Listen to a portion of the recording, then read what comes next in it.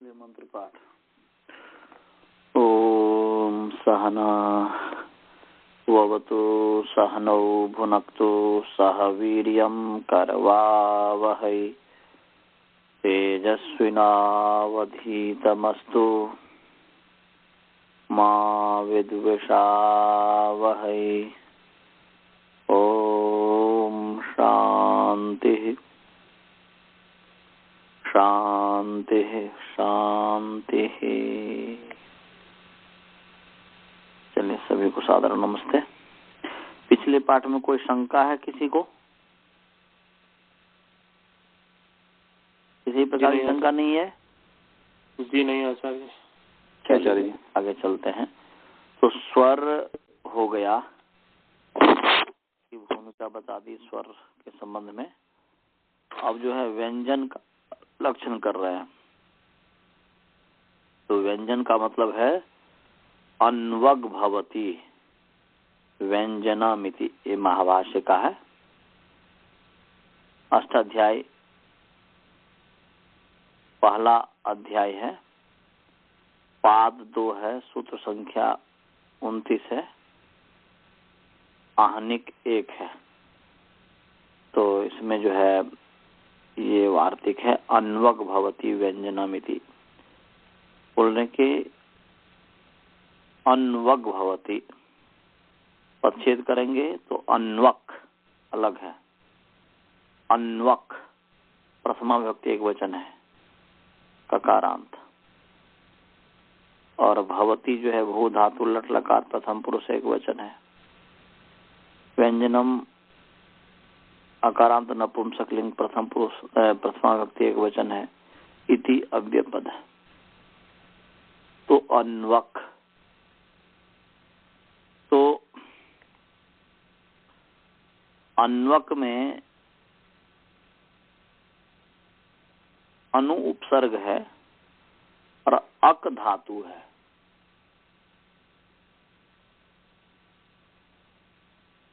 तो अन्वक माने अन्वकति माने अक धातु है। अकी लक्षणे अकी गतौ, अक धातु गति अर्थ में है।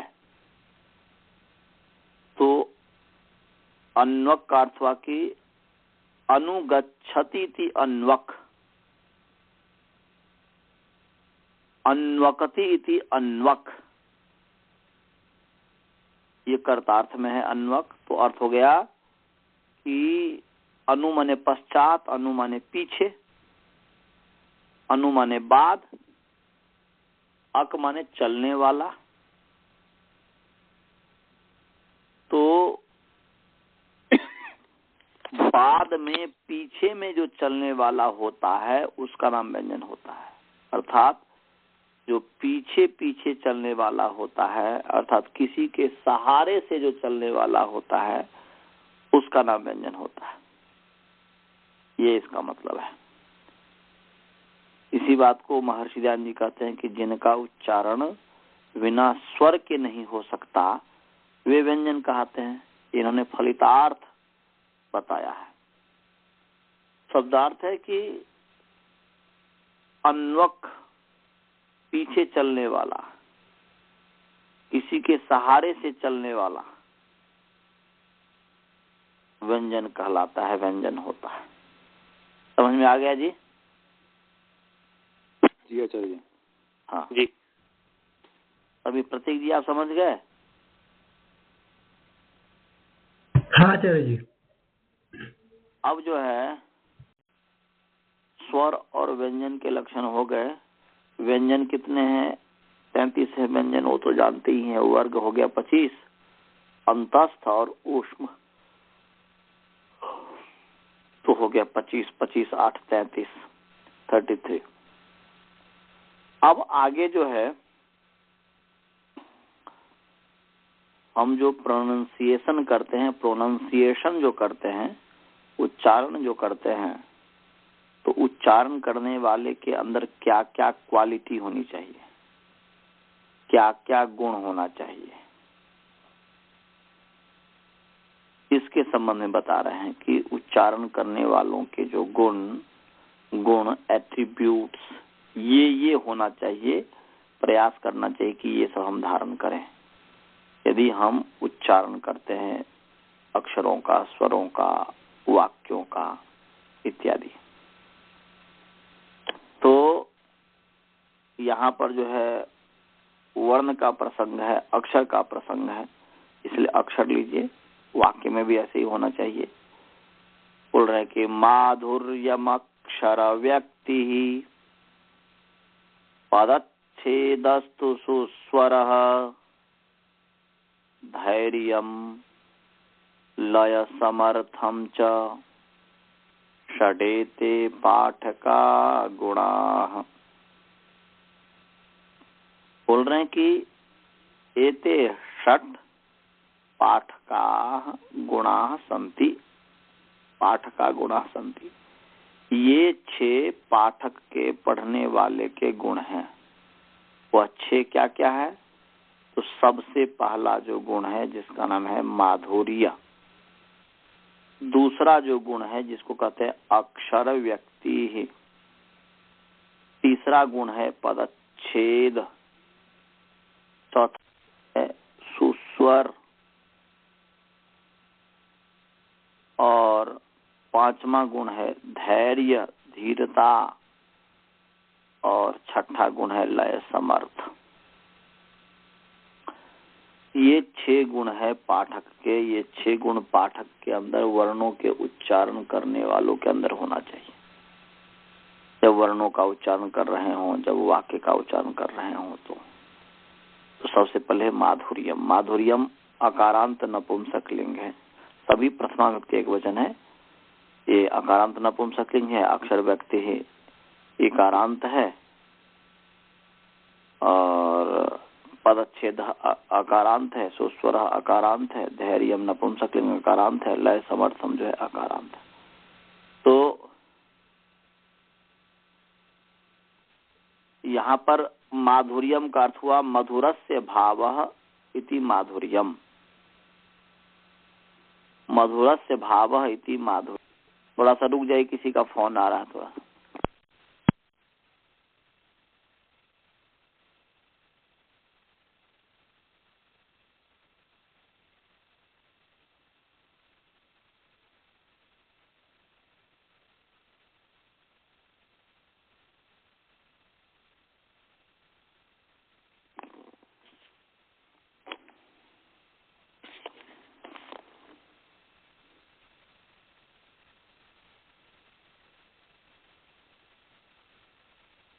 हाँ, तो माधुर्यम का अर्थ हुआ मधुरस्य भावः कर्मवाइति माधुर्यम तस्य भावस्त्वतलो। यहाँ पर शय प्रत्यय हो गया। तो माधुर्यम का अर्थ हुआ मधुरता। तो किसमें मधुरता? तो वर्णों के उच्चारण में मधुरता, वाक्यों के उच्चारण में मधुरता, पहला गुण होना चाहिए। दूसरा अक्षर व्यक्ति है, अक्षराणाम व्यक्ति इति अक्षर व्यक्ति। उच्चारण करने वाला का दूसरा गुण होना चाहिए अक्षरों की स्पष्टता। व्यक्ति कहते हैं स्पष्ट को, अक्षर जो है स्पष्ट होना चाहिए, अक्षरों का व्यक्ति होना चाहिए, अक्षरों का प्रकाश होना चाहिए। अर्थात कहने का अभिप्राय है कि अक्षरों को मिला मिला करके नहीं बोलना चाहिए, भिन्न भिन्न अलग अलग जो है उसको अक्षरों को बोलना चाहिए। इसलिए कि अक्षरों की स्पष्टता, स्पष्ट अक्षर, अक्षर व्यक्ति में ये भी कह सकते अक्षरम, अक्षरम चासो व्यक्ति, हालांकि अक्षरम चादह, अक्षरम नपुंसकलिंग है, व्यक्ति स्त्रीलिंग है। तो स्पष्ट जो अक्षर है, तो इस अक्षरों की स्पष्टता, ये दूसरा गुण होना चाहिए।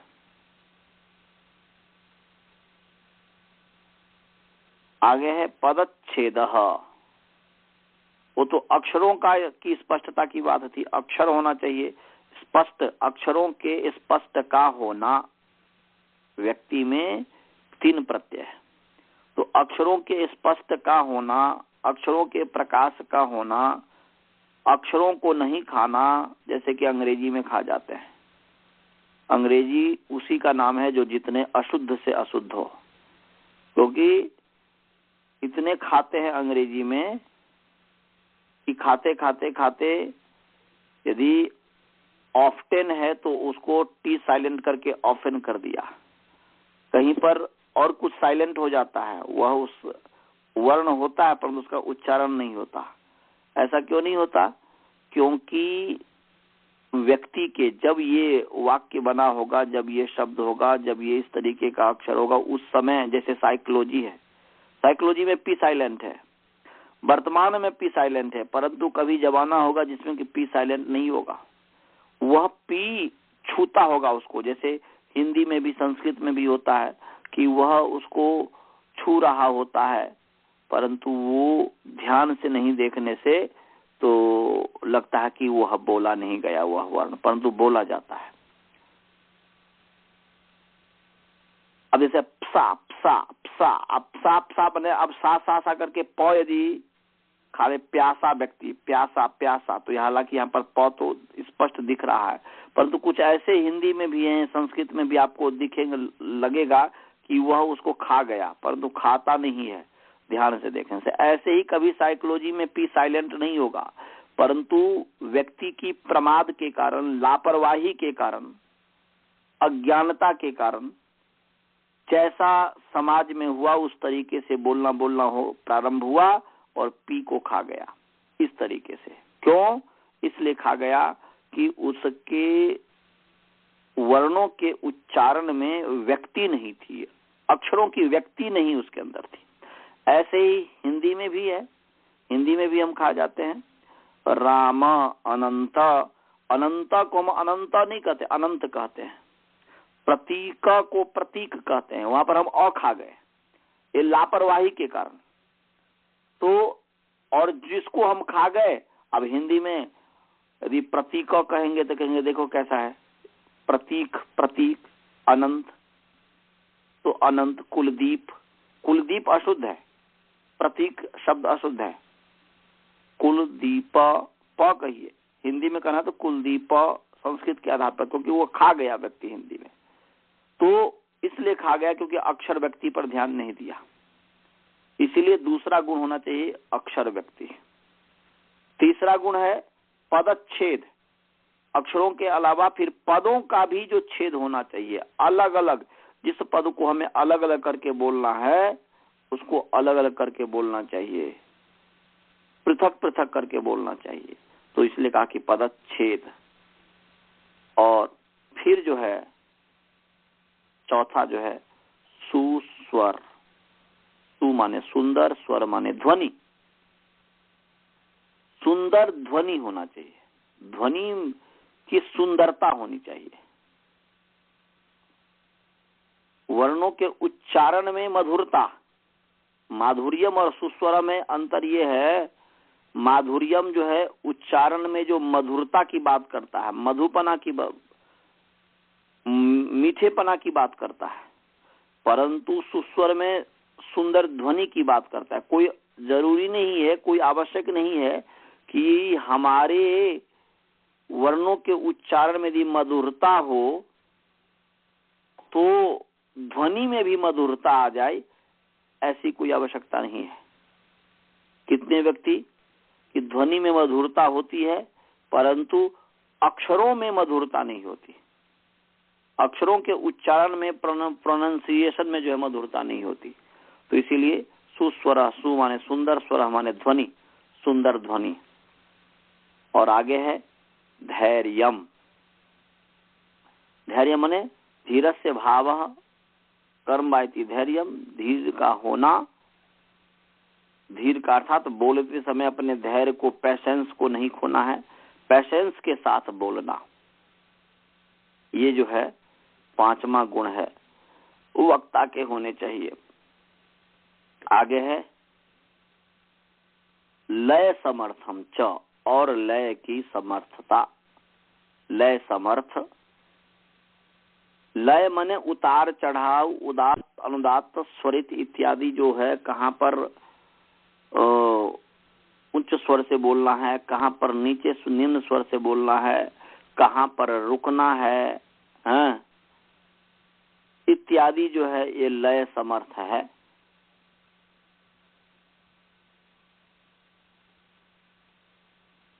कहाँ ह्रस्व का उच्चारण करना है, कहाँ दीर्घ का उच्चारण करना है, कहाँ प्लुत का उच्चारण करना है,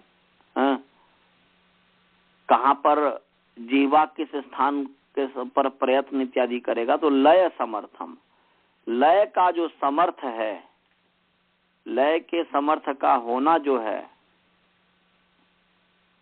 ये 6 जो है उच्चारण करने वाले के, जो वर्णों के उच्चारण करने वाले के या वाक्यों को उच्चारण करने वाले के, ये 6 गुण होना चाहिए। महर्षि आनंद जी इसमें जो भी कहे हैं, तो जो व्याख्या लिखे हैं आप समझ जाएंगे, क्योंकि कोई विशेष ऐसा नहीं है। इसमें एक जो विशेष बात जो कही है कि बोल रहे हैं कि ये तो 6 तो गुण हैं ही, होना ही चाहिए उच्चारण करने वाले के, परंतु आगे कर रहे हैं तथा सत्य भाषण आदि भी वर्णों के उच्चारण करने वालों के गुण हैं। ये महर्षि दयानंद जी इसमें विशेष व्याख्या में चौ से जोड़ दिए हैं, क्योंकि यहाँ धैर्यम लय समर्थम चौ जो है के 4 अर्थ हैं, हमने कभी बताया होगा 4 थे। चौ के 4 अर्थ हैं, उसमें से 2 जो चौ का अर्थ है उसमें समास होता है, जिसको कहते हैं इतरेतर योग और समाहार योग। 2 प्रकार के समूह है, जिसका नाम, एक समूह का नाम है इतरेतर, एक का नाम है समाहार। समाहार भी समूह को कहते हैं, इतरेतर भी समूह को कहते हैं, परंतु वह दोनों इतरेतर और समाहार में दोनों में भेद क्या है? तो समुदाय 2 प्रकार का है। एक का नाम है उद्भूत अवयव भेद समुदाय, दूसरा समुदाय का नाम है अनुद्भूत अवयव भेद समुदाय।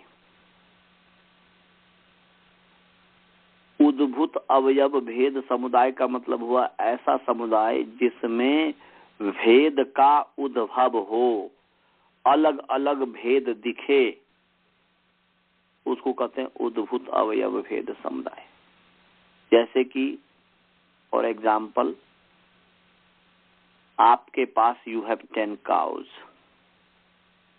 आपके पास 10 गाय हैं। 10 गाय उसका ग्रुप है, परंतु 10 अलग अलग जगह है, दूरी दूरी में है। वह पूरे गाय का ग्रुप है, परंतु 10 अलग अलग ग्रुप है। तो वो उस है, वह गाय का ग्रुप ऑफ काउज है, परंतु उसमें हर एक अवयव अलग अलग दिख रहा है। तो ऐसे समुदाय को कहेंगे उद्भूत अवयव भेद समुदाय। और एक समुदाय होता है अनुद्भूत, जब वह पास पास में गाय हो, सटी सटी वह गाय हो, एकदम पास पास क्लोज में हो, नियर हो, तो दूर से जब हम देखेंगे उस समुदाय को तो वह पूरा एक ही दिखता है, पूरा मिलकर के ग्रुप एक ही दिखता है। तो जिसमें अवयव अलग अलग ठीक तरीके से न दिख पाए, एक समूह रूप में दिख पाए, जैसे वो जो रैली इत्यादि होती है बड़ी बड़ी, अभी जो इंडिया में रैली हुआ, मोदी जी ने किया, उन्होंने किया, शहजादे जी ने जो किया, क्या नाम है उनका, राहुल जी ने, तो इन सब ने जो किया, तो इनमें जो लोग पीपल जो आए, लोग जो आए, तो वह जो पूरे ग्रुप रूप में वह जो दिखे, उसको कहेंगे अनुद्भूत अवयव भेद समुदाय। जो ठीक तरीके से अलग अलग न दिख पाए, तो वह उस समुदाय को कहते हैं अनुद्भूत अवयव। जो अर्थात सभी अवयवों को जो समूह अपने अंदर छिपा लिया हुआ हो, उस समुदाय को कहेंगे अनुद्भूत अवयव भेद समुदाय। और जो समूह अपने अवयवों को नहीं छिपाया हो, उसको कहते हैं उद्भूत अवयव भेद समुदाय। तो उद्भूत अवयव भेद समुदाय जो है, इतरेतर योग द्वंद्व जो समास है वह उद्भूत अवयव भेद समुदाय में होता है। राम श्यामौ अनंत कुल दीपौ अनंतश्च कुल दीपश्च इति अनंत कुल दीपौ। औ जो है द्विवचन, यह दोनों को उद्भूत कर दे रहा है, अनंत को भी और कुलदीप को भी। वैसे ही ह्रस्व दीर्घ प्लुतः, उकालो ह्रस्व दीर्घ प्लुतः। अब यहाँ पर एक वचन है, तो ये एक वचन जो मानो कि ह्रस्व दीर्घ प्लुत, ये ऐसा ग्रुप है जिसमें कि अवयव अलग अलग नहीं दिख रहा है, वह एक ही ग्रुप में एक ही दिख रहा है। तो ये द्विवचन और बहुवचन में जो है, वह द्विवचन और बहुवचन वाला जो द्वंद्व होता है वह उद्भूत अवयव भेद समुदाय वाला होता है, और जो एक वचन होता है वह अनुद्भूत अवयव भेद समुदाय वाला होता है। तो दो तो अर्थ चौके ये हैं। एक अर्थ है समाहार द्वंद्व, एक का नाम है समाहार चौकार्थ, एक का नाम है इतरेतर। अब बच गया दो में एक का नाम है समुच्चय, दूसरे का नाम है अनुवाच्चय। तो समुच्चय का मतलब यह होता है, समुच्चय भी एक माने वह और किसी चीज की जो है इकट्ठा करने का, चयन जो करना होता है, चुनना जो होता है, समुच्चय। तो समुच्चय अन्य की जो और की जो अपेक्षा होती है उसको समुच्चय कहते हैं। और अनुवाच्य जो होता है, बोल रहे हैं कि हमने कहा कि भिक्षाम अट गाम च आनया, तो भिक्षाम अट गाम च आने में रामः श्यामः च आगच्छतः, तो रामः श्यामः च आगच्छतः, यहाँ पर जो च है वह समुच्चय अर्थ में है। और जब कहते हैं भिक्षाम अट गाम च आनया, तो भिक्षा के लिए जाओ और गाय को लेते आना, गाम च आनया, गाय को लाओ। तो यहाँ पर ब्रह्मचारी जब भिक्षा लेने के लिए गांव में जाता है तो प्रधानता होती है भिक्षा लाने का, न कि गाय को लाने का।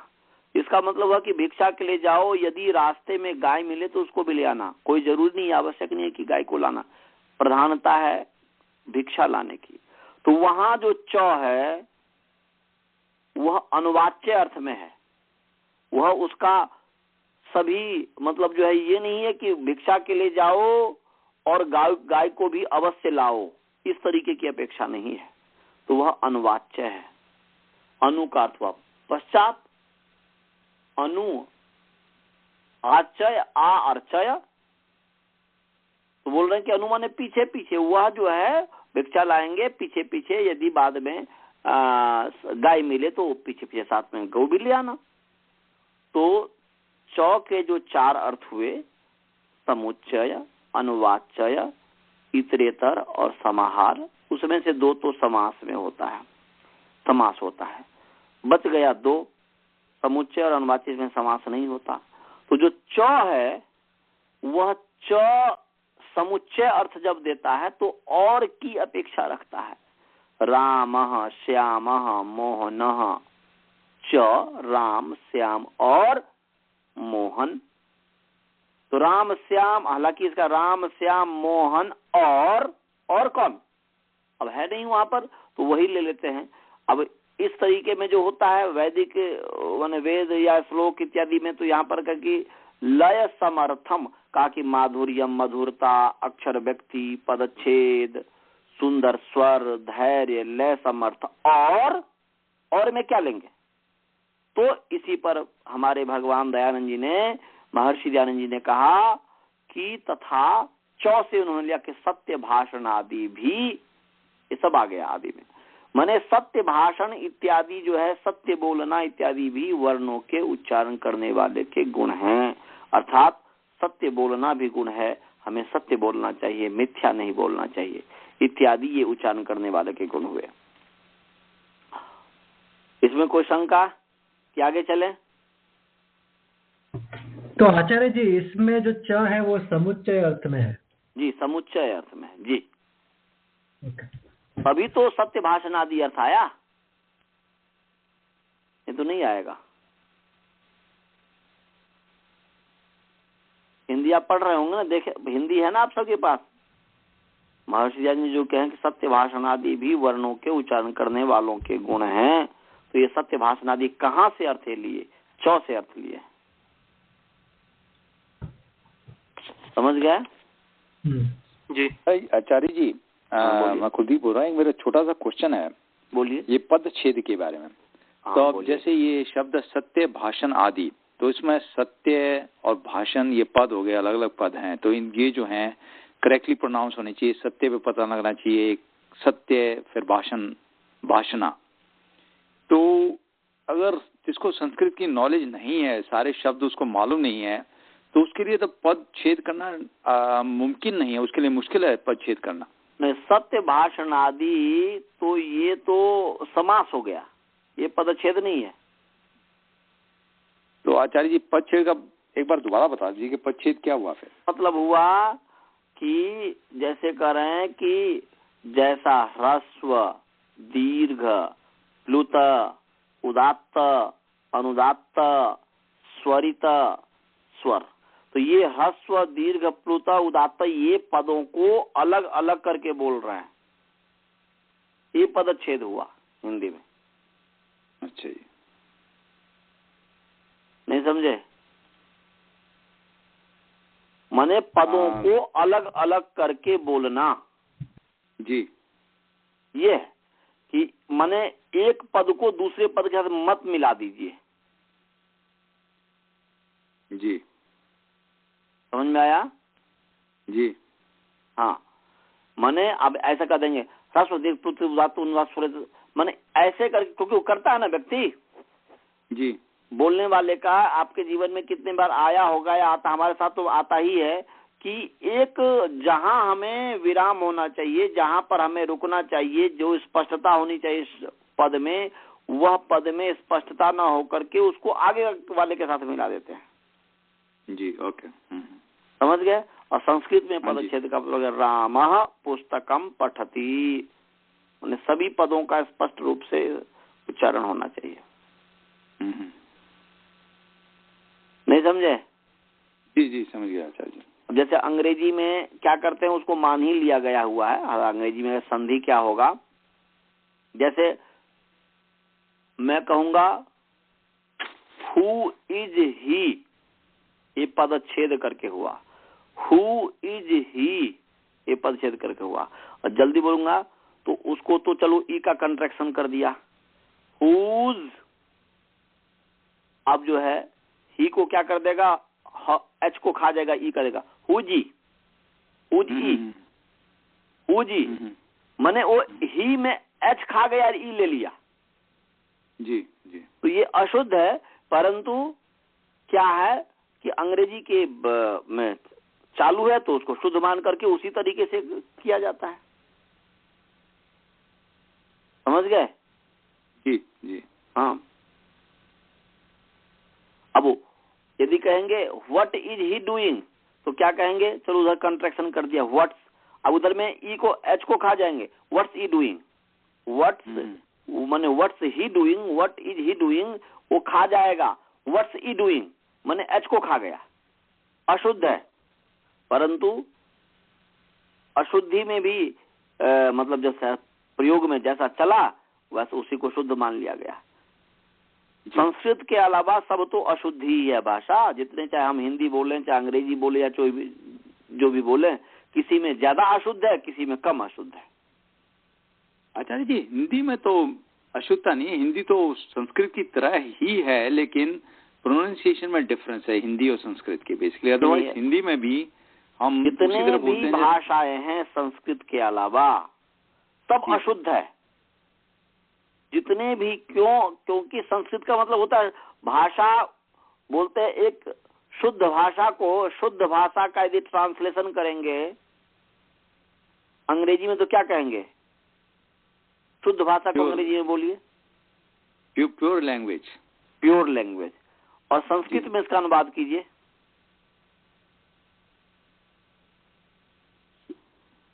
शुद्ध। यदि मैं बोलूं कि जैसे आपने प्योर लैंग्वेज का दिया ना जी, तो इसको संस्कृत में अनुवाद कीजिए शुद्ध भाषा को, क्या बोलेंगे? दैव्य भाषा नहीं, संस्कृत भाषा। शुद्ध भाषा का मतलब है संस्कृत भाषा जी। माने शुद्ध भाषा का जो है ट्रांसलेशन है संस्कृत भाषा जी। ओके। तो ये जो है, तो जब सृष्टि की आदि में परमात्मा ने जब मनुष्य को जन्म दिया तो भाषा भी तो साथ साथ में दिया ना जी। तो वो भाषा जो साथ साथ में दिया वह संस्कृत भाषा ही थी, वह शुद्ध भाषा ही थी। क्या हुआ, व्यक्ति प्रमाद करते करते करते करते क्या है, वह मूल को छोड़ दिया और जैसा प्रमाद करते करते मुख में आता गया उसी को पकड़ता गया जी। तो वह तो हिंदी इत्यादि भी ऐसे ही है।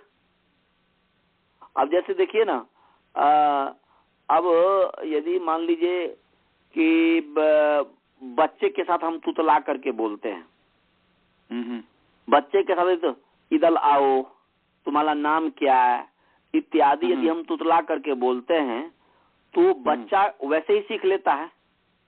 यदि उसको नहीं बताया जाए कि भाई अशुद्ध है तो वह जिंदगी भर वैसे ही बोलेगा कि नहीं बोलेगा? जी जी बिल्कुल। उसी को शुद्ध मान करके बोलेगा कि नहीं बोलेगा? जी जी। और कल्पना कीजिए कि वह उसी अशुद्ध का वर्चस्व हो गया समाज में तो उसी को शुद्ध मानने लग जाएगा। तुम्हारा नाम नहीं शुद्ध होगा, तुम्हारा नाम क्या है वही शुद्ध हो जाएगा। तो ये सब जितने भी भाषाएं हैं, चाहे वह हिंदी भाषा हो, चाहे वह मलयालम भाषा हो, चाहे महाराष्ट्रियन भाषा हो, चाहे वह तेलुगु भाषा हो, चाहे वह जो अंग्रेजी भाषा हो, कोई भी भाषा है, यह सब अशुद्ध भाषा है। इस अशुद्ध भाषा में देखा जाता है कि कौन कितना संस्कृत के नजदीक है। जैसे तेलुगु भाषा संस्कृत के अत्यंत नजदीक है, मलयालम भाषा संस्कृत के अत्यंत नजदीक है, हिंदी भाषा संस्कृत के अत्यंत नजदीक है, मैथिली भाषा संस्कृत के अत्यंत नजदीक है। कुछ ऐसी भाषा है जो संस्कृत से बिगड़ा हुआ और अधिक दूर है, अंग्रेजी इत्यादि भाषा। तो कहने का अभिप्राय है कि पदच्छेद लय समर्थम पर जो बात ये जो चली थी, तो लय समर्थम वास्तव में शुद्ध तो उच्चारण जो है शुद्ध भाषा संस्कृत भाषा ही है, और जितने भी ये सब क्या है अशुद्ध भाषा है जिसको हम प्रयोग करते हैं जी। इसमें कोई शंका?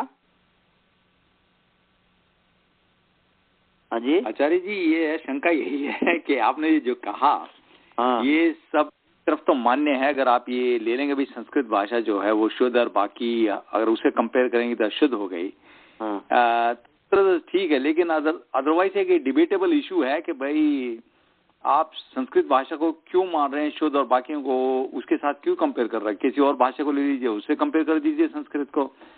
तो ये आचार्य जी, मेरा ऐसा नहीं कि रिस्पेक्ट नहीं है संस्कृत प्रति, पूरी रिस्पेक्ट है ये, लेकिन इसको बोलते हैं डेविल्स एडवोकेट बेसिकली, कि भाई आप क्या आधार क्या ले रहे हैं, उस पे आप किसी को शुद्ध और अशुद्ध कह रहे हैं बेसिकली। अच्छा जी, बहुत सुंदर। अब इसका ये है इस पर कुलदीप जी कि देखिए ये है कि हाँ, यदि कोई भी व्यक्ति किसी चीज का एक करता है तो उसका कोई ना कोई पैमाना होता है, उस पैमाना से ही किसी चीज को मापता है। यदि कोई 1 LB है, इसको कह दिए 1 LB 1 पाउंड कह दिए, उसको 2 पाउंड कह दिए। यदि आपने जो 4 पाउंड है 5 पाउंड है तो उसका कोई ना कोई पैमाना है, उसी से तो मापते हैं ना कि ये 5 पाउंड है या ये 10 पाउंड है। तो इसमें यह है कि जब सृष्टि जब बनी और सृष्टि बनने के पश्चात मनुष्य की जब उत्पत्ति हुई, मनुष्य का जब जन्म हुआ, तो मनुष्य तो जन्म लिया तो उसके साथ तो कोई ना कोई भाषा थी ही कि नहीं थी, होगी ही कि नहीं होगी? बुद्धि क्या कहती है हम लोग, मतलब क्या कह रही है आपकी बुद्धि? आचार्य जी, 2 बुद्धियां हैं। बोलिए। एक बुद्धि जो है जो मैं लर्न कर रहा हूं हमारे शास्त्रों से, और हमारे शास्त्र ये कहते हैं कि भी मनुष्य पैदा हुआ तो उसके आता एक मैनुअल आया, एक तो वो वाली बुद्धि है। और दूसरी बुद्धि ये कहती है कि भाई कोई भी चीज जो है जो धीरे धीरे डेवलप होती है, कि भाई लोग आए, लोगों में फिर उनमें एक नीड आई कम्युनिकेट करने की, तो धीरे धीरे इवॉल्व हुई बेसिकली। तो दो बुद्धियां हैं आचार्य जी।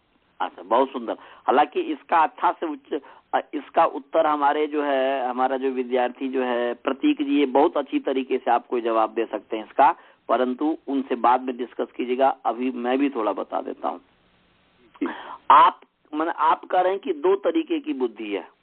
एक तो बुद्धि ऐसी है कि बोलने की मैनुअल दिया गया और इस तरीके की जो इस पर है, और दूसरी ये है कि भाई ये हुआ और अचानक भाषा नहीं आई, वो डेवलप हुआ, धीरे धीरे डेवलप हुआ। दूसरी बुद्धि ये कहती है।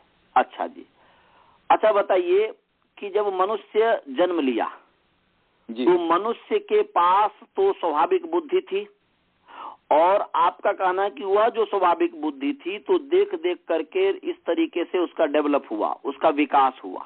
आप यही कहना चाह रहे हैं जो विकासवाद का डार्विन का सिद्धांत है? राइट जी। हाँ, तो ये विकास हुआ। तो मैं आपसे ये कहना चाह रहा हूँ, हालांकि डार्विन का सिद्धांत तो वैज्ञानिक ने ही खंडन कर दिया उसका।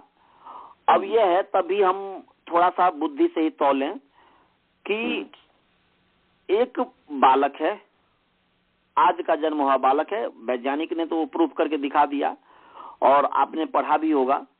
एक यदि जन्म जात बालक है, जन्मा हुआ बालक है, उस बालक को आप एकांत में रखते हैं जी, उससे कोई संवाद नहीं करते हैं, उससे कोई संवाद नहीं करते हैं, बस उसके केवल भोजन छाजन का ध्यान रखा जाता है। बताइए, क्या उसके पास जो बुद्धि है उस बुद्धि से क्या वह बोलने लग जाएगा? क्या उस बुद्धि से उसका बुद्धि का विकास हो जाएगा? कि उसको जब तक कोई दूसरा सिखाने वाला नहीं होगा, जब तक समाज के साथ वह नहीं जुड़ेगा, तो क्या वह हो सकता है? उसका विकास हो सकता है? हाँ जी, नहीं होगा ना। तो अब इस पर चले कि जैसे एक बालक को, अब सब बालक पर घटाना है, सब पर घटाना है। एक बालक को जब जन्म लिया गया, उस जन्मे हुए बालक को सब कुछ केवल जीवन जीने के लिए उसको दिया गया, परंतु उससे और कोई अन्य व्यवहार नहीं किया गया, तो वह नहीं सीख पाएगा। उसका स्वाभाविक बुद्धि होने पर भी वह नहीं सीख पाएगा, वह नहीं बोल पाएगा। और एक आप फिल्म देखे भी होंगे, टार्जन फिल्म कभी देखे हैं? हाँ जी आचार्य जी। हाँ, तो टार्जन फिल्म में क्या दिखाया है? यही दिखाया कि वह जो है चला जाता है, वह जंगल में चला जाता है, वह पशु की तरह ही बोलता है, वह जो है वैसे ही चलता है।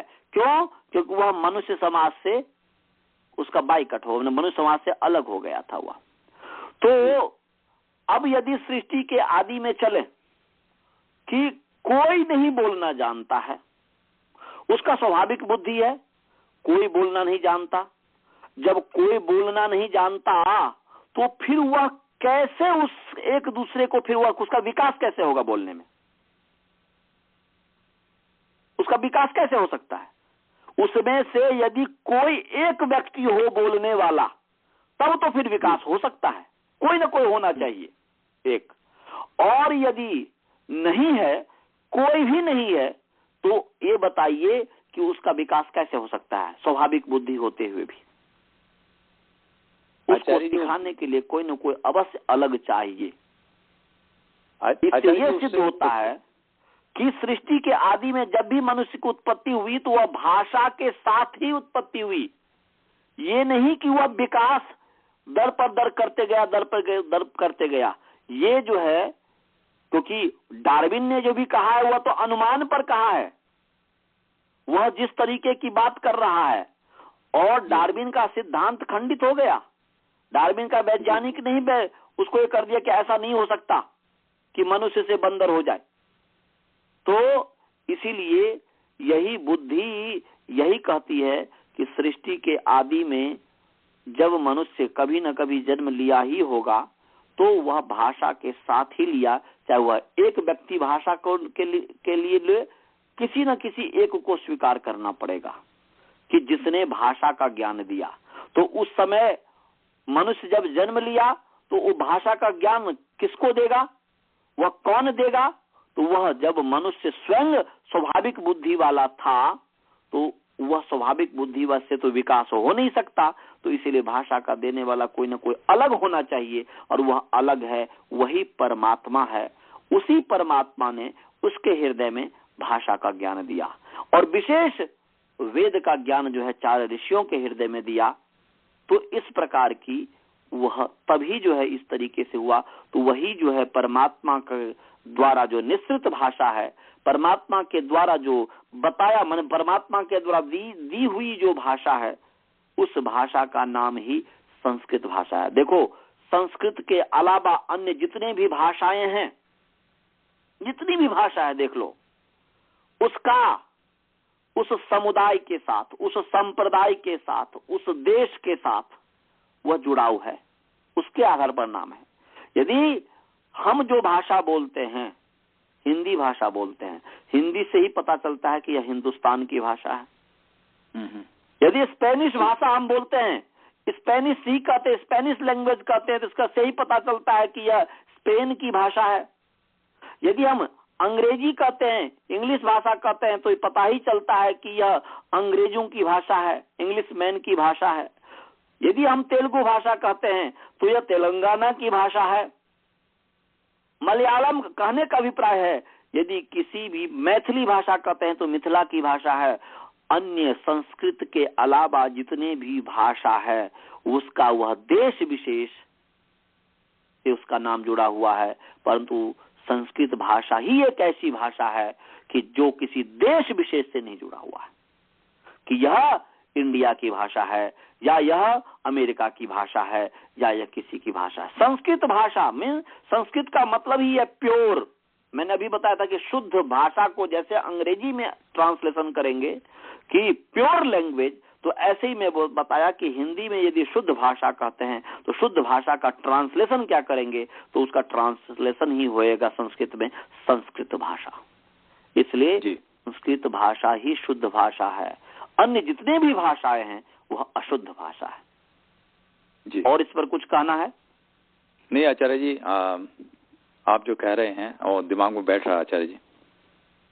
हाँ, तो संस्कृत, इस पर और विचार कीजिएगा। देखिए, भगवान ने हमें बुद्धि दी है जी जी, हमें बुद्धि। अभी जैसे मैं आपसे के साथ जो बातचीत कर रहे हैं, डिस्कस कर रहे हैं, हम जो आगे क्लास ऐसे ही लगाने वाले हैं, ईश्वर के संबंध में भी, ऐसे ही धर्म के संबंध में भी, और उसमें सबका, आप सभी का हमें सहयोग चाहिए जी। तो इसीलिए कहने हमारे पास भगवान ने सबसे बड़ी जो है दी है, बुद्धि दी है। बुद्धि के द्वारा ही हम सब कुछ निर्णय कर सकते हैं। यदि हमारे पास धन वैभव बहुत कुछ हो और बुद्धि यदि खराब हो जाए तो धन वैभव तुरंत में समाप्त कर देते हैं। व्यक्ति के विचार से ही, बुद्धि कहते हैं विचार को, तर्क को, विद्या को, ज्ञान को, ज्ञान से ही व्यक्ति आगे बढ़ता है। तो इसीलिए ये जो बात चली थी कि संस्कृत भाषा ही शुद्ध भाषा है और दूसरी अशुद्ध भाषा है, इस पर और गहराई से विचार कीजिएगा। यही सच्चाई है, यह किसी देश विशेष की भाषा नहीं है। इसको अंग्रेजी पढ़ने वाले को भी उसी तरीके से परिश्रम करना पड़ेगा, उसी क्रम से शिक्षा, कल्प, व्याकरण, निरुक्त, छंद, ज्योतिष इत्यादि पढ़ना पड़ेगा, जैसे कि एक हिंदी भाषा भाषी को पढ़ना पड़ेगा, जैसे कि एक मलयालम भाषा भाषी को पढ़ना पड़ेगा, जैसे कि एक तेलुगु भाषा भाषी को पढ़ना पड़ेगा। इसमें कोई पार्शियलिटी है ही नहीं, इसमें कोई पक्षपात है ही नहीं कि हम हिंदी वाले हैं तो हिंदी वाले हैं इसलिए संस्कृत पढ़ने के लिए कोई अलग ही माने कोई दूसरी तरीका हो जाएगी, और जो है अंग्रेजी वाले हैं इसके लिए कोई दूसरी तरीका हो जाएगी। सबको वही तरीका अपनाना पड़ेगा जी। समझ में आया? जी आचार्य जी। चलिए जी, और किसी को कोई शंका? नहीं आचार्य जी। हाँ, तो चलिए अब जो है आगे हैं उच्चारण करने वाले के दोष। उच्चारण करने वाले का गुण था वो, परंतु उच्चारण करने वाले का क्या क्या दोष है, स्वरों के उच्चारण में दोष क्या है, यह स्वरों को लेकर के चलते हैं। ये उपलक्षण है, क्योंकि स्वर इसलिए कहा जा रहा है कि स्वयं राजन्ते स्वरा, जो स्वयं प्रकाशमान हो उसका नाम स्वर है। तो व्यवहार में भी यही होता है। व्यवहार में यही देखते हैं कि जिसका वर्चस्व होता है उसी का व्यक्ति नाम लेता है। अभी जैसे मोदी जी का वर्चस्व है, मोदी जी के अंदर जो अपनी गुणवत्ता है, जो गुण है, जो कुछ भी है, उसके आधार पर तो सब कहते हैं मोदी मोदी मोदी मोदी मोदी। इसका मतलब ये नहीं कि दूसरा कोई है ही नहीं, परंतु जिसकी वर्चस्व माने जो वर्चस्व जिसका वर्चस्व होता है उसी के आधार पर व्यक्ति लोग कहने लग जाता है। तो ऐसे ही यहाँ पर स्वर का वर्चस्व है। स्वयं राजन्ते, स्वयं प्रकाशमान है, वो स्वयं राजा है स्वर। दूसरा तो उस पर डिपेंड है, इसलिए कह रहे हैं कि स्वर के उच्चारण में दोष। परंतु किसी के भी उच्चारण, स्वर की सहायता के बिना तो व्यंजन का उच्चारण हो ही नहीं सकता, इसलिए कह रहे हैं स्वरों के उच्चारण में दोष। ऐसी बात कर रहे हैं। तो कह रहे हैं ये भी महाभाष्य का श्लोक है। ग्रस्तम निरस्तम अविलंबितम निर्हतम अम्बुकृतम ध्वातमथो विकम्पितम संदष्टमेणीकृतमर्धकम द्रुतम विकीर्णमेता स्वरदोष भावना। ग्रस्तम निरस्तम अविलंबितम निर्हत मम्बुकृतम ध्वातमथो विकम्पितम संदष्टमेणीकृतमर्धकम द्रुतम विकीर्णमेता स्वरदोष भावना। तो ये इतने दोष हैं उच्चारण करने वाले के, ये दोष हैं। तो क्या क्या दोष हैं? तो सबसे पहले बताया ग्रस्तम। ग्रस्त माने ग्रसित करना, पकड़ना। ये ग्रास, जैसे ग्रास कहते हैं, जैसे ग्रास, एक ग्रास, दो ग्रास, तीन ग्रास, तो मुख में जो ग्रास लेना मतलब खाना। इसीलिए घास का नाम भी ग्रास पड़ गया अंग्रेजी में। ग्रास माने घास क्यों पड़ गया? क्योंकि ग्रास शब्द संस्कृत का है। ग्रस्तम, ग्रस जो है, ग्रस से जो है घई प्रत्यय कीजिए, ग्रास बन जाएगा। ग्रस ग्रहण करने में होता है, ग्रहण करने अर्थ में होता है, पकड़ने अर्थ में होता है। इसीलिए ग्रस्तम का अर्थ है कि किसी भी चीज को पकड़ करके, मुख में पकड़ करके, मुख में जैसे कोई मुख में कुछ पकड़ा है और फिर बोल रहा है। मुख में कुछ पकड़ा हुआ है, कपड़ा इत्यादि मुख में लिया हुआ है मुख से, और उसके बाद बोलता है। उसी तरीके से जो व्यक्ति बोलता है यह दोष है। जैसे मुख में किसी भी वस्तु को रख करके और पकड़ करके उस समय व्यक्ति जब बोलता है और उस समय जैसा उच्चारण होता है, उस तरीके से कोई व्यक्ति बिना पकड़े भी यदि ऐसा ही उच्चारण करता है तो यह दोष माना जाता है। एक तो ये, और दूसरी बात इससे ये भी हमें सीखना चाहिए कि बोलते समय मुख में कुछ ले करके नहीं बोलना चाहिए, कुछ पकड़ करके नहीं बोलना चाहिए। इससे हम दो चीज सीखें। सामाजिक रूप में ये सीखें कि हम कभी भी मुख में जब भी कुछ बोले तो मुख में कोई भोजन रख करके या कुछ चीज पकड़ करके ना बोले, उन सब से हटा करके फिर बोले शुद्ध। तो ग्रस्तम। दूसरा है निरस्तम। तो निरस्तम का मतलब क्या हुआ जी? निरस्तम का मतलब हुआ कि निरस्त कर देना, हटा देना, फेंक देना। तो जैसे हम किसी चीज को मुख में पकड़ते हैं और ऐसे फेंक देते हैं, तो जैसे फेंकते हैं मुख से, वैसे ही फेंक फेंक करके बोलना, ये भी दोष है। ऐसा भी हमने देखा हुआ है। ग्रस्तम तो व्यक्ति, हर व्यक्ति, प्रायः व्यक्ति जो है बोलने लग जाता है। कुछ है और मुख में पकड़ा हुआ है, इधर पकड़ा भी है उधर बोल भी रहे, तो ये ग्रस्तम है। दूसरा है निरस्तम जो हो गया, जैसे मुख में रखा और फिर फेंक दिया, इस तरीके से फेंक फेंक करके बोलना, ये दूसरा दोष है। और तीसरा दोष है अविलंबितम। विलंब कहते हैं देर से, और अविलंब कहते हैं जल्दी। माने जिसको हमें देर से बोलना चाहिए, जिसको हमें एकदम, जैसे एक चावल जब हम बनाते हैं, राइस को कुक्ड करते हैं, जब कुक करते हैं तो एक तो गीला बन जाता है और एक जो है गीला नहीं होता, वो अलग अलग दिखता है, इतना सुंदर रहता है, खाने में भी अच्छा लगता है। तो ऐसे ही जिसको हमें अलग अलग करके उच्चारण करना चाहिए, उसको शीघ्र उच्चारण कर देते हैं, अविलंबितम कर देते हैं, माने अन्य वर्णों के साथ मिला करके कर देते हैं, तो यह दोष होता है। ये ऐसा नहीं करना चाहिए। अब आगे निर्हतम। निर्हत कहते हैं धक्का देने को। कोई जैसे किसी को कुछ करता है तो धक्का देता है, धक्का दिया और अचानक गिर जाता है, तो ऐसे ही धक्का दे दे करके नहीं बोलना चाहिए। वाणी से भी, मुख में भी कितने व्यक्ति तो जो है फेंक फेंक करके बोलना हुआ था निरस्तम, और निर्हतम है धक्का दे करके, जैसे मानो कोई किसी को धक्का दे रहा हो, इस तरीके से बोलना, यह भी दोष है। आगे है अम्बुकृतम। अम्बु कहते हैं जल को। जैसे मुख को जल में लेकर के बोला जाता है, उसी तरीके से बोलना, वो ऐसे करके जैसे मुख में लिया और बोला उस तरीके से, तो ये भी दोष है। तो पहला ग्रस्तम, दूसरा निरस्तम, तीसरा अविलंबितम, चौथा निर्हतम, पांचवा अम्बुकृतम और छठा है ध्वातम। ध्वातम कहते हैं कि आप यदि लोहार इत्यादि को यदि आप देखे होंगे, जो रुई धोने वाला होता है उसको आप देखे होंगे, तो ध्वातम का दो अर्थ है।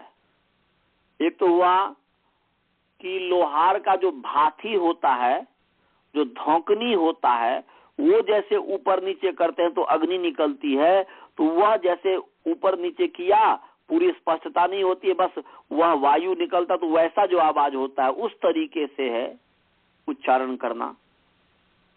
और जैसे एक ध्वातम का अर्थ होता है कि जब रुई धून, ध्वातम का अर्थ धूनना, तो इसलिए ध्वातम का अर्थ धूनना हुआ, तो जैसे रुई को हम धूनते हैं, टन टन टन उसके तरह यदि उच्चारण किया जाता है तो ये दोष है।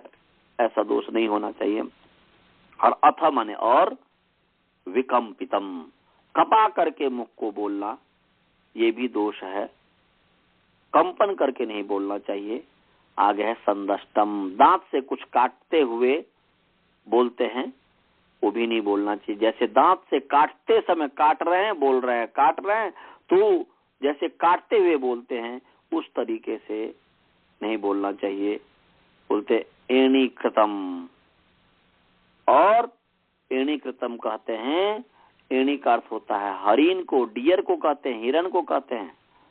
अकृतम, जैसे एणी है, जैसे हिरण है, डियर है, वह कुदक कुदक करके चलता है, इस तरीके से कुदक कुदक करके नहीं बोलना चाहिए। जहां उदात इत्यादि है, जिस तरीके लय समर्थ में तो बोले, परंतु ये है कि कुदक कुदक करके, जैसे उछल उछल करके, ऊपर नीचे और ध्वनि करके बोलना, यह दोष माना जाता है। यदि सस्वर आता नहीं और यदि वैसे ही उछल उछल करके जैसे कोई बोल रहा हो, इस तरीके से बोलना, यह दोष है, ऐसा नहीं बोलना चाहिए। ऐसे अर्धकम और आधे बोलना, जितने समय में पूरे समय बोलना चाहिए उसके आधे समय में बोलना, यह भी दोष है। द्रुतम, बहुत जल्दी बोल देना, द्रुत कहते हैं शीघ्रता को, जल्दी से बोलने को। और विकीर्णम, विकीर्णम जैसे कोई वस्तु को फैला दिया जाता है, बिखेर दिया जाता है, इस तरीके से बिखेर करके उच्चारण करना, ये सब जो है एता स्वर दोष भावना, यह जो है स्वर के दोष को उत्पन्न करने वाले हैं। एता, ये ग्रस्तम, निरस्तम, अविलंबितम, निर्हतम, अम्बुकृतम, धातम और विकम्पितम, संदष्टम, एणीकृतम, अर्धकम, द्रुतम, विकीर्णम, ये सभी स्वर के दोष को भावना माने उत्पादना, उत्पन्न करने वाले, माने ये सब ऐसे करके यदि बोलेंगे तो स्वर के दोष को पैदा करेगा। तो इसीलिए इससे हमें बचना चाहिए। तो ये सब उच्चारण करने वाले के दोष हैं। अब एक और हो गया, बोलते अतोन्य व्यंजन, अतोन्य व्यंजन दोषा, इससे अन्य व्यंजन का दोष है। क्या क्या? शश, शश इति मा भूत, पलाश, पलाश इति मा भूत, मंच को मंज का इतिमा भूत। बोल रहे महाभाष्य का है, इससे अन्य व्यंजन के दोष, व्यंजन के क्या दोष हैं? व्यक्ति श श में अंतर नहीं करता, एक है श, एक है श, दोनों में अंतर है। श श श 3 स है, स श श, तो ये शशा शश न हो जाए, नहीं तो अलग अर्थ हो जाएगा। शशा शशा को शशा कह देंगे तो लेट्रिन अर्थ हो जाएगा, विस्तार अर्थ हो जाएगा, और शश माने खरगोश है तो अलग अलग अर्थ हो जाएगा। इसीलिए ऐसा नहीं होना चाहिए। ऐसे उदाहरण दिया पलाशा पलाशा इतिमा, पलाशा पलाश न हो जाए, और ऐसे मंच का चौ को जौ न कह दे इतिमा भूत। तो ऐसे ऐसे दोष आने लग गए थे, इसीलिए ऐसा ऐसा उन्होंने कहा। जैसे आज भी जो है बिहार इत्यादि में यज्ञ को य को ज करके कर देते हैं, यज्ञ को जग जग कह देते हैं, जग। इसके बाद जो है एक और रह गया, वो भी बता दूं कि इस ग्रंथ में जो 8 प्रकरण है, 8 अध्याय है, वह स्थानमिदम कर्णमिदम प्रयत्न एषो द्विधानिलः स्थानम पीडयति वृत्तिकारः प्रक्रम एषोथ नाभितलात्। बोल रहे हैं कि इदम स्थानम अस्ति, एक प्रकरण हुआ, इदम कर्णम अस्ति, 2 हो गया, प्रयत्न एषः प्रयत्न द्विधा, एषः द्विधा प्रयत्न, हाँ द्विधा प्रयत्न अस्ति, 2 प्रकार के प्रयत्न है।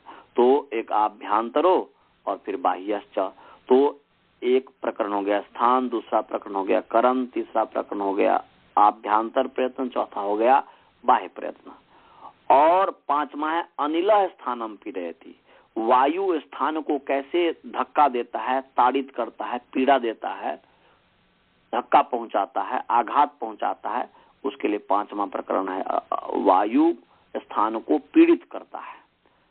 और 6ठा है वृत्तिकारः, माने वृत्तिकारः मतलब हुआ कि वर्णों के जो भेद है, वृत्ति करने वाला।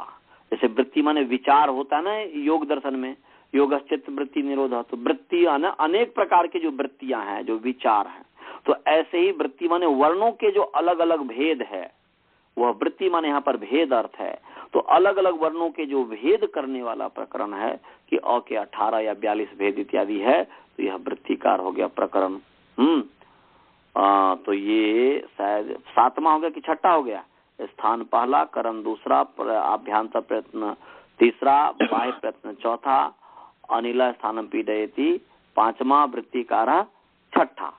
और प्रक्रम, अब वर्णों का क्या क्रम होना चाहिए? पहले स्वर, इसके बाद फिर व्यंजन, फिर इसके बाद अयोग बाह्य, ये जो वर्णों का क्रम है, यह वर्णों का क्या क्रम होना चाहिए? पहले व्यंजन हो या पहले स्वर हो या पहले अयोग बाह्य हो, इत्यादि के संबंध में जिस अध्याय में है उसको कहते हैं प्रक्रम 7वां।